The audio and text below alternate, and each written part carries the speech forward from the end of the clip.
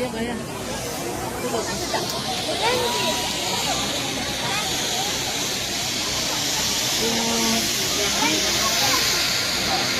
Mình trực tiếp đẹp hơn quay nhỉ.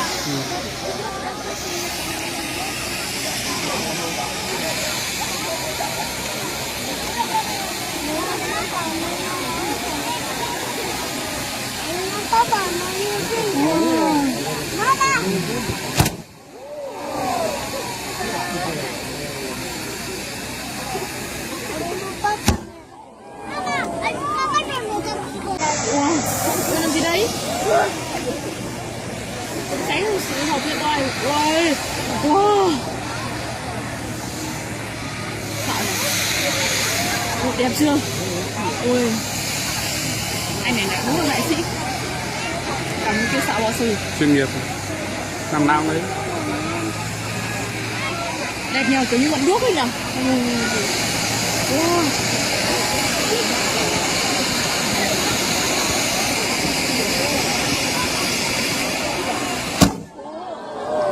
Wow.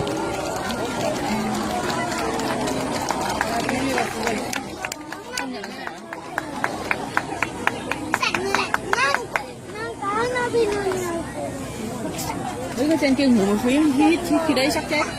Thôi. Mình đứng đây mai.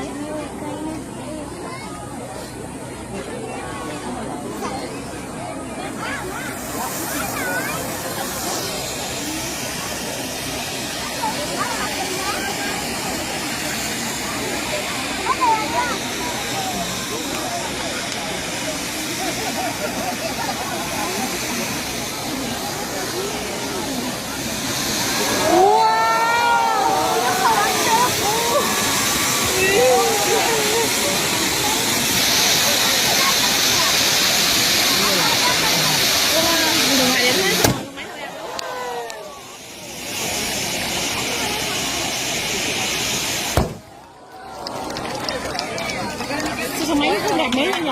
Nhiều mà thế. Tất nhiên làm cái gì đấy xem thực tế nó trả hơn.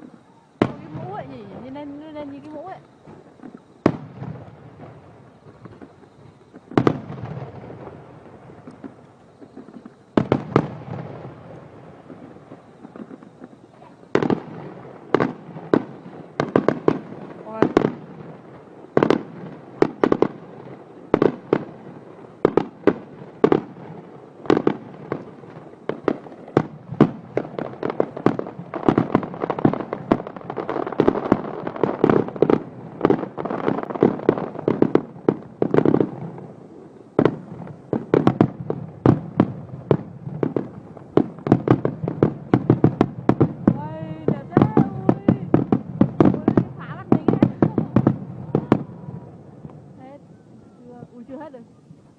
Ui. Ui. Ui. Ui.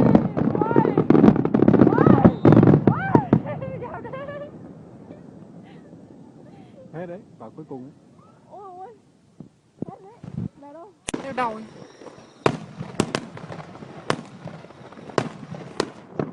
Ôi ơi, đi quả liên tục mới đẹp.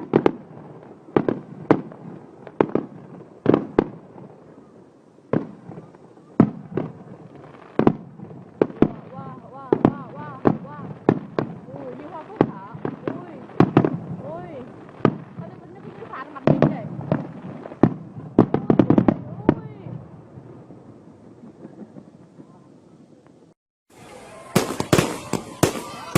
Ôi, đẹp thế.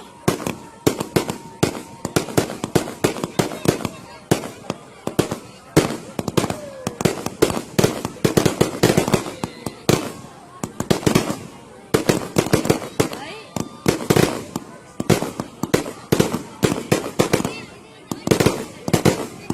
Nó sẽ bão hòa đứng ngay cạnh chân nhỉ?